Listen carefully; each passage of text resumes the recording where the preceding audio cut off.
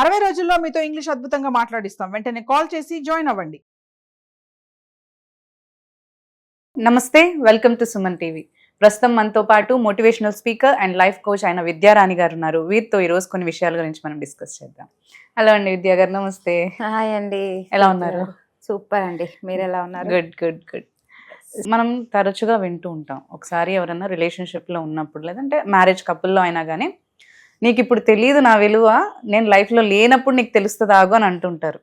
నా క్వశ్చన్ ఏంటి అంటే, పక్కన ఉన్నప్పుడు అంటే పక్కన వాళ్ళు ఉంటున్నారు అయినా కానీ వాళ్ళకి అప్పుడు ఆ టైంలో తెలియట్లేదు ప్రేమ, దూరంగా ఉంటే వాళ్ళ ప్రేమ తెలుస్తుంది అంటారా? అసలు ఈ రోజులలో జెన్యున్ గా ప్రేమించే వాళ్ళకి కేరింగ్ అనేది లేదు. కేరింగ్ అనేది లేదు. ప్లస్ ఇక్కడ నుంచి ఎంత బాగా చూసినా కూడా ఇక్కడ నుంచి ఎలా తప్పించుకోవాలి, ఎలా షిఫ్ట్ అయిపోవాలి, ఇంకొకరితో ఎప్పుడు మాట్లాడాలి, ఇంకా బయట ఎలా ఉండాలి అనే ఆలోచనలోనే ఉన్నారు. అటువంటి అప్పుడు మీరు ఎంత ప్రేమించినా అటువంటి వాడు వెళ్ళైపోతాడు కదా, అంతే కదా కీర్తి? అటువంటప్పుడు మీరు ఎవ్రీథింగ్ మార్నింగ్ లేచినప్పటి నుంచి నైట్ పడుకునే వరకు వాళ్ళకి ఎవ్రీథింగ్ చేసి పెట్టినా కూడా, చిన్నగా ఇంత అటుది ఇటు వచ్చినా కూడా వాళ్ళు కేకలు వేస్తూనే ఉంటారు, అరుస్తూనే ఉంటారు, ఏదో ఒకటి పించి చేస్తూనే ఉంటారు, మనకి జడ్జ్ చేస్తూనే ఉంటారు. అటువంటి వాళ్ళు ఎలా ఉంటుందంటే, అది నిజమే కదా మరి. మనము ప్రొటెక్ట్ చేసినప్పుడు, అంత అన్కండిషనల్ లవ్ ఇచ్చినప్పుడే వాడికి తెలియదు. మరి వాడు పక్కన వెళ్ళిపోయిన తర్వాత వానికి ఒక డిస్టెన్స్ వచ్చినప్పుడు ఎలా అయినప్పుడు గుర్తొస్తుంది కదా. టైంకి వాడికి ఇల్లు ఊడ్చి పెట్టాలి, బట్టలు ఉతికి పెట్టాలి, టిఫిన్ చేసి పెట్టాలి, లంచ్ చేసి పెట్టాలి, ఎవ్రీథింగ్ చేసి పెట్టాలి వాడికి.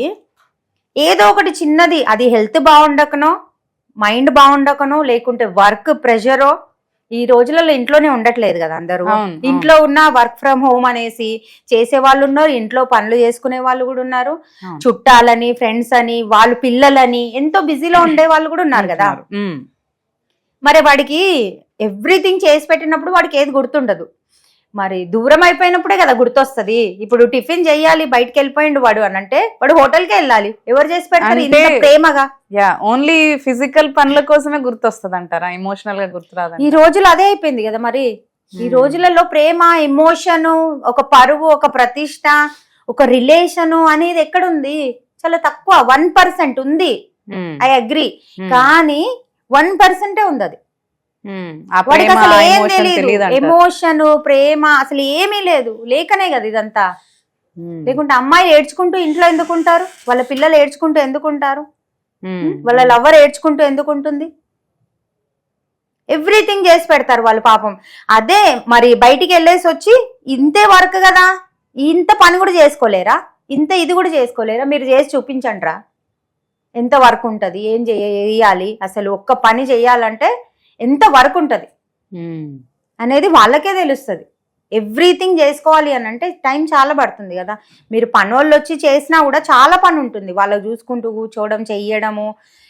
అలా కాకుండా వాళ్ళు చెయ్యాలన్నా కూడా ఎంతో వర్క్ ఉంటుంది. అన్నీ చేసినాక కూడా ఏమీ చేయలేదు, మాకు ఇది తక్కువ ఉంది, మాకు అది తక్కువ ఉంది అనేసి వీళ్ళు గొడవలు పెట్టుకుంటూ ఉంటారు. మరి వాడు ఇన్ని గొడవలు అయినప్పుడు వాళ్ళు వెళ్ళిపోయి, వాళ్ళు లైఫ్లో నుంచి వెళ్ళిపోయి, వాళ్ళకి గ్యాప్ వచ్చింది, లేకుంటే ఏదో సిచ్యువేషన్ లో వాళ్ళకి గ్యాప్ వచ్చినప్పుడు అప్పుడు వాళ్ళకి రియలైజ్ అవుతుంది ఫ్యామిలీ అంటే ఏంటి, ఇల్లు అంటే ఏంటి, అసలు భార్య అంటే ఏంది, పిల్లలు అంటే ఏంది. అప్పుడు గుర్తొస్తుంది కదా. ఎందుకంటే టైం టు టైం మీరు స్నానం చేసుకోవడానికి వెళ్ళిండ్రంటే వచ్చే వరకు టిఫిన్ అక్కడ రెడీ అయిపోతుంది. కానీ వాడు బయటికి వెళ్ళిపోయిన తర్వాత అలా ఉంటుందా? ఉండదు కదా. మరి అప్పుడే గుర్తొస్తుంది నిజం చెప్పాలంటే. ఈ బోత్ సైడ్ చూసుకోవాలన్నా కూడా కొందరు ఎలా ఉంటారంటే, ఇక్కడ మనం భార్య భర్తల గురించి మాట్లాడాం కదా, ఇప్పుడు భర్తకి గురించి స్పెషల్లీ మాట్లాడాము. భార్యలు కూడా అలానే ఉన్నారు. భర్త ఎవ్రీథింగ్ చేసి పెట్టినా కూడా భార్యలు మళ్ళీ ఇంకేదో కావాలి, ఇంకేదో కావాలి, ఇంకేదో కావాలి. వాళ్ళు ఫైనాన్షియల్ చూస్తున్నారంటారా? ఈ రోజులలో అదే అయిపోయింది కీర్తి. ఎమోషనల్ గా ప్యూర్ లవ్ ఉండే వాళ్ళు 1% ఉన్నారు. అటువంటి వాళ్ళు కూడా చాలా మ్యూచువల్ అండర్స్టాండింగ్ లో చాలా లవ్వబుల్ గా ఉన్న కపుల్స్ కూడా ఉన్నారు. అలాంటి వాళ్ళు కూడా ఉన్నారు. మరి వాడు పక్కన వెళ్ళిపోయి కొంచెం దూరము, కొన్ని నెలలు దూరం ఉంటేనే వాడికి అసలు ఇల్లు విలువ అనేది తెలుస్తుంది. ఇక్కడ భార్యాభర్తలది ఒక ఫ్యామిలీ చూసుకుంటే ఇలా ఉంటది. మళ్ళీ లవ్వర్స్ అయినా అంతే, వాళ్ళ గురించి మనం కలలు కంటూ కూర్చుంటాము, వాళ్ళ గురించి గిఫ్ట్స్ అని, వాళ్ళ గురించి రెడీ కావడం, వాళ్ళ గురించి వాళ్ళతో గొడవలు పెట్టుకోవడం, వాళ్ళ గురించి అబద్ధాలు మాట్లాడి బయటికి వెళ్ళడం, ఇవన్నీ చేస్తుంటాము. వాడు ఏం చేస్తాడు? వాడికి ఫిజికల్ గా దొరుకుతుందా అంతే వరకు చూసుకుంటారు ఈ రోజులలో. జెన్యూన్ గా ఎవరున్నారు?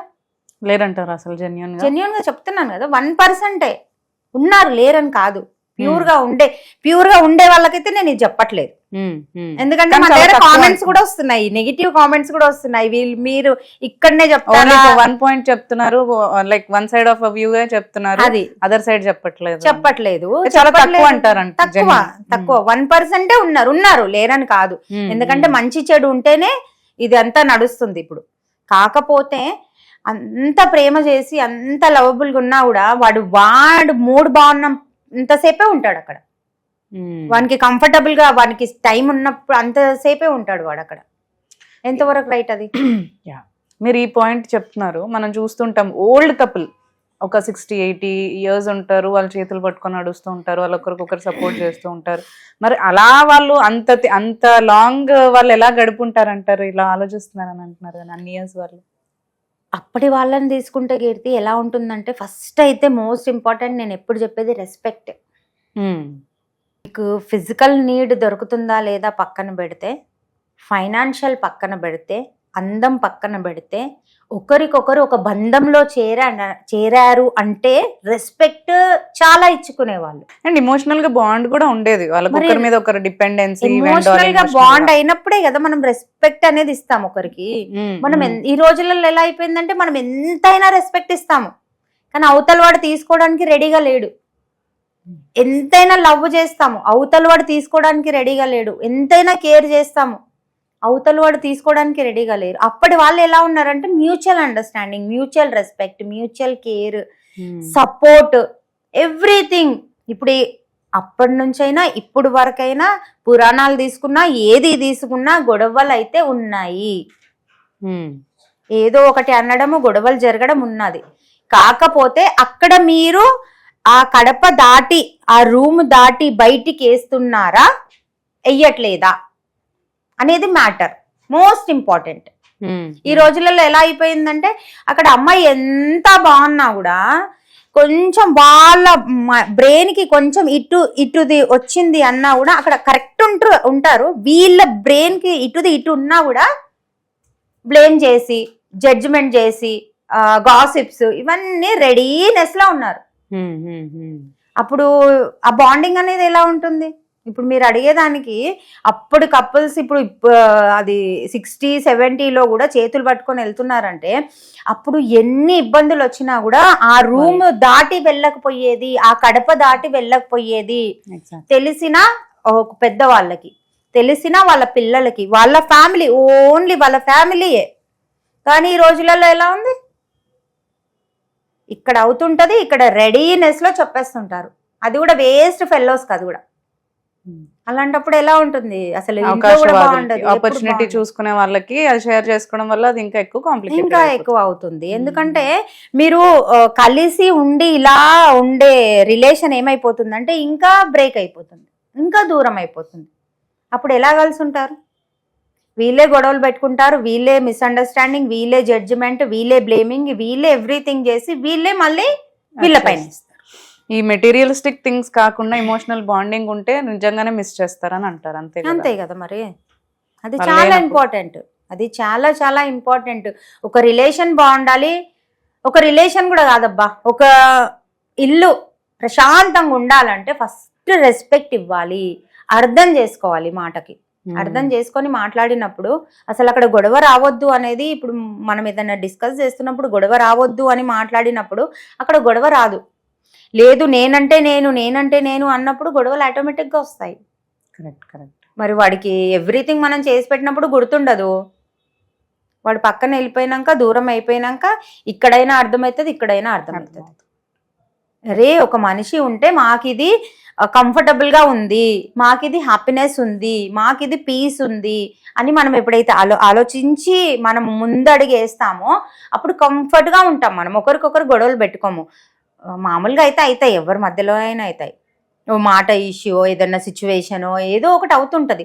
కానీ దానికి ఎలా డీల్ చేయాలి, ఎలా ప్రశాంతంగా మాట్లాడాలి అనేది మనకు కొంచెం కామన్ సెన్స్ ఉండాలి. తెలియాలి. కామన్ సెన్స్ లేకపోతే ఎప్పుడైనా గొడవలు అయిపోతాయి. అదే అది మెటీరియలిస్టిక్ థింగ్ కాకుండా ఎమోషనల్ బాండింగ్ ఇంపార్టెంట్ అంటే చాలా చాలా important. Thank you so much Vidya గారు. S KT, thank you.